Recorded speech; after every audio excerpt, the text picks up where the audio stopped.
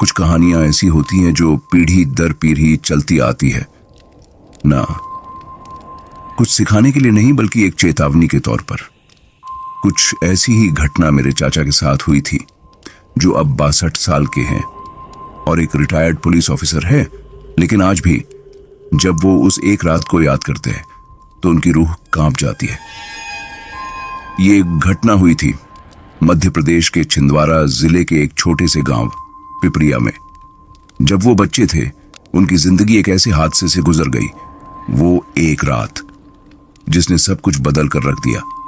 आज मैं आपको सुनाता हूं उस रात की कहानी, जो उनकी जिंदगी का सबसे डरावना पल बना।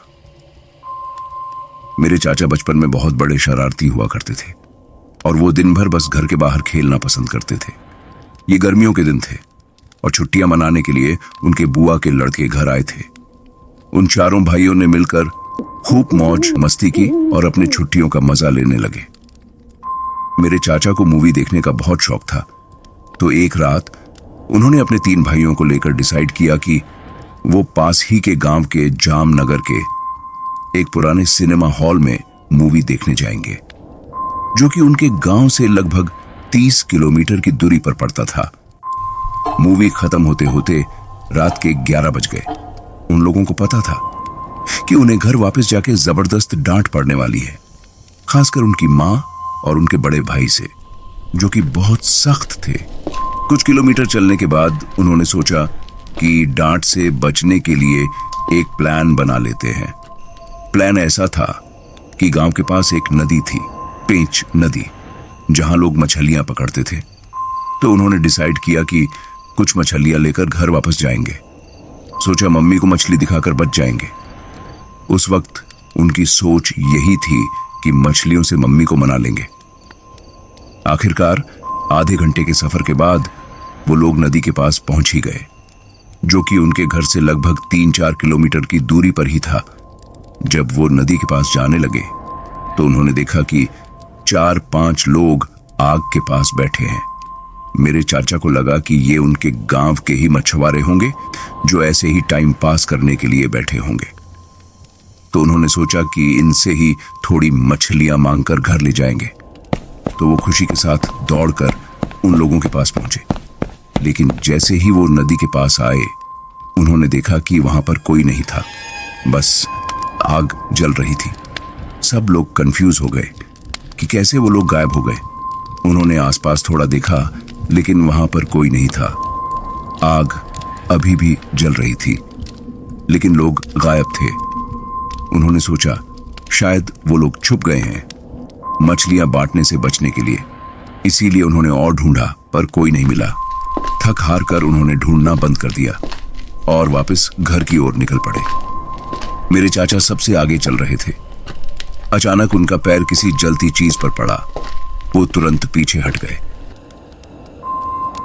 और जो उन्होंने देखा, उनका चेहरा बिल्कुल सफेद पड़ गया।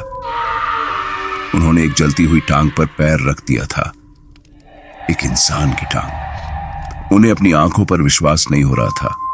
वो टांग आधी जल चुकी थी और उसमें से धुआं निकल रहा था। उस मोमेंट में वो सब लड़के एकदम जम से गए थे। उनको अब समझ आ गया था कि जो लोग उन्होंने देखे थे वो कोई इंसान नहीं थे, बल्कि एक छलावा था। सब लड़के डर के मारे भागने लगे। सब बहुत तेजी से गांव की तरफ दौड़ पड़े। जब तक घर पहुंचे, उनकी सांस फूल चुकी थी। घर आते ही मम्मी उनका इंतजार कर रही थी, लेकिन वो डांट नहीं रही थी। मम्मी ने बिना किसी सवाल के उन्हें डिनर पर बैठा दिया। लड़के इतने शौक में थे कि कुछ कह नहीं पाए। अगली सुबह मम्मी को लगा कि कुछ तो गड़बड़ है, क्योंकि लड़के एकदम चुप हो गए थे। फिर उन्होंने जब पूछा तो लड़कों ने डर के मारे सब कुछ बता दिया। वो आग, गायब होते इंसान और जलती हुई टांग। मम्मी का चेहरा ये सुनकर बिल्कुल सफेद पड़ गया।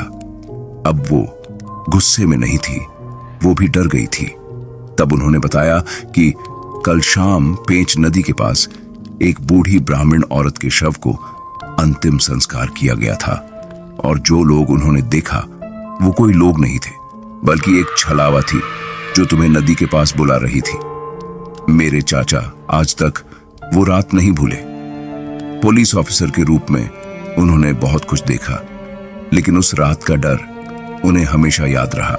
ये कहानी उन्होंने रिटायरमेंट के बाद हमें सुनाई थी, ताकि हम भी समझ सके कि कुछ चीजें ऐसी होती हैं जिन्हें अनदेखा करना ही बेहतर होता है।